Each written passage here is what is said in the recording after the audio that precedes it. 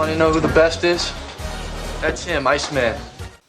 Time to put the big Tomcat together. Here are the tail planes, and they want you to put this strap in between them to make them movable, which kind of makes sense actually, because you need to fill some pretty large seams, you know, down this end when you put them on, or do you just slot them in afterwards? So I'm going to try this. I've taken away some material on the bottom here because there's a ridge at the bottom there that it just doesn't sit on quite right, nice and flat, so actually I might clean that up a little bit more. Anyway, let's put that aside for now. They're all ready to go. Here's the big beastie. Yeah, there's not much of an engineering solution here, just these little this thing where they move in, and I'm real reluctant to let this sort of just sit there by itself. Now I'm gonna have the wings completely all the way out like that, or maybe one in, I'm not too sure, but this is the upper. Let me just take this out. So this is the upper fuselage, and that's the wing, so it goes inside. I figure you put this inside the wing glove first, because if I try it the other way it won't actually fit in. But I just don't like how it's just going to sit there on these very small pins, and yeah, they sort of engage, sort of don't. I don't know if I've got that lined up correctly. I've got to get that, you know, is that 100% correct? There's a bit of a bump stop there at the end, so maybe I do have them lined up. Yeah, I do. And yeah, the wingspan on that is just huge. So I'm just going to take it in if I can. Come on, get in there. Just a little bit. See what I mean? It's not the best engineering in the world compared to, say, even the 132 Tamiya is not the best. So if I can get that, get in there. Okay, there we go. It's not going to want to work. This always happens when I try to film something on bloody camera. Go and make a cup of coffee.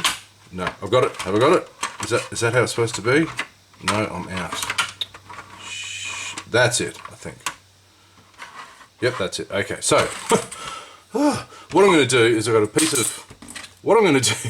piece of this plastic here, and just as a start, I'm going to put that in there and glue these things together, and then I'll glue in the wing pivot points, and then the bottom fuselage will go over the top like that, and everything will be fitting perfectly like everyone told me. This kit falls together. Yeah, so I'm going to do that, wait for it to go off so I don't play around with it, put yes, that way, put these tail planes, oh, you can't even see that, can you? Helps with getting camera, Chris. There you go. Put these tail planes on, which are a really nice snug fit. They fit there like that. I'll just move the camera a bit. There you go. They fit in there really nicely. Hey, look. Oh, there's a zoom function. Look at that. I can zoom out. And then, famous last words. This goes over the top. And oh my God, this is a big model. This is the biggest model I've ever made. And I'm going to make it in 30 days. All right. So I'm not going to try this on camera because I will. There'll be lots of swearing, so let me just try to glue that in first and go from there. So the big tennis court has been glued together, well, half glued together. I've got a fair bit to go. I've put together most of the main parts there. As you can see, I had to clamp down a fair bit, so I'm just going to take this off. This has been glued off for most of the day. This is on the beaver tail. Now this is where having those movable tail planes has actually been good, because I can address, if I can get that in shot, this seam here, and you can tell that this is not yet glued together. I wanted to get that sorted first so I didn't have to create too much of a lip, and that's not too bad. That's why it's all taped up. This side where the wing glove comes out is actually pretty good. It's got a bit of a chunk missing there, but that's easy to fill in. That's actually nice and smooth. Not too bad fit actually on that one, but on the other side I've got a bit of a step. So I've got a bit of a step here, but that's easy to address, and this hasn't all fully glued up because I've got the tape holding it in place at the middle there where the wing glove comes out, so that's not too bad.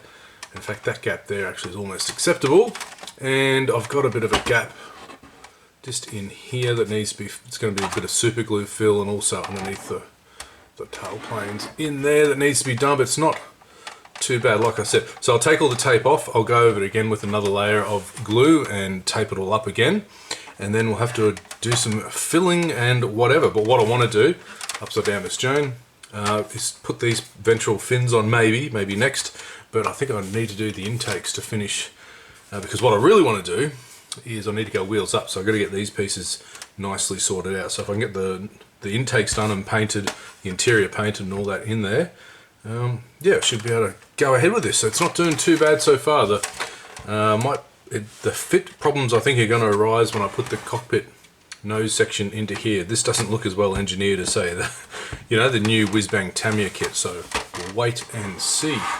Time to do the intakes. So I've got the intakes here, got the fuel tanks ready, and I've got the little fuel tank mounts. And you might be noticing there's a small problem here.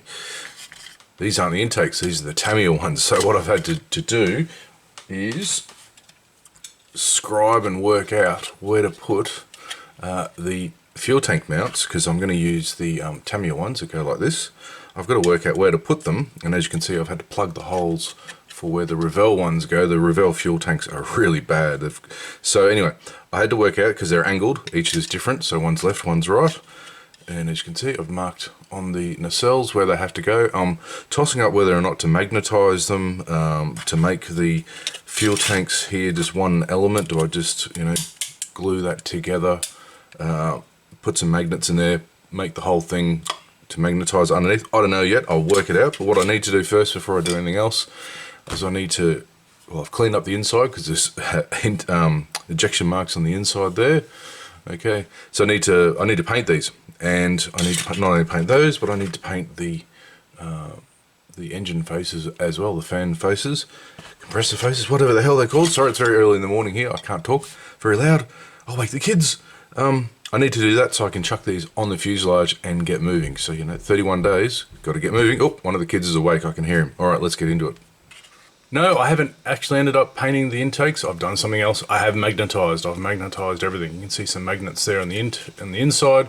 Here they are on the outside. So why am I doing that? Because, well, I've added magnets to these. This is the Tamiya. There you go. Boom. Okay. That's the Tamiya fuel tank mounts, which go there just as I've marked them in those things there. So that goes on like that and like that. And so the fuel tanks, wherever I put them, I've just got to finalize the seams on those.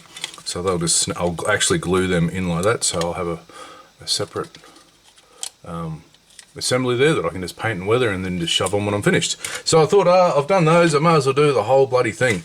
So I've got, let's see if I can zoom in a little bit for you.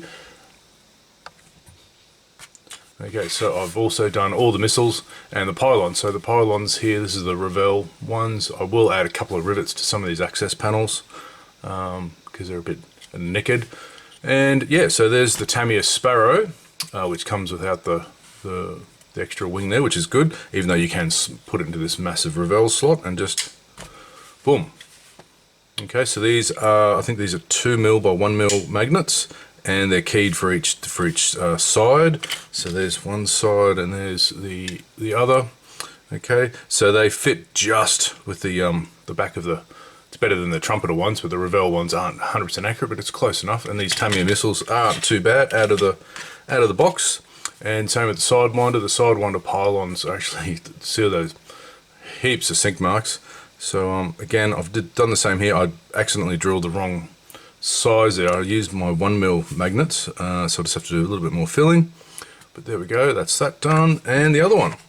So with the magnets done, upside down, Miss Jane, get in there. You're gonna get, there you go.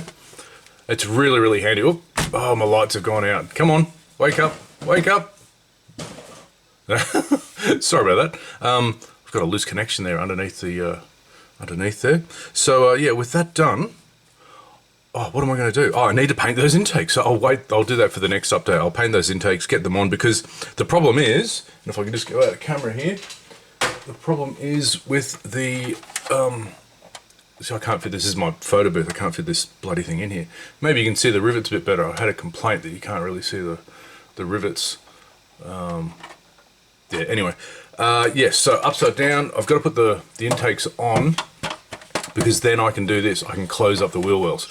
And once that's done, I can put on the strakes at the back here, and the tails. And I've actually done these, but I'm going to add a little bit more detail to them, and they fit really, really nicely in there. I almost was going to magnetize them, but I won't, I'll glue them in. And then that'll be the main body done. So hopefully that'll be the next update. So, but until then, I'll catch you later.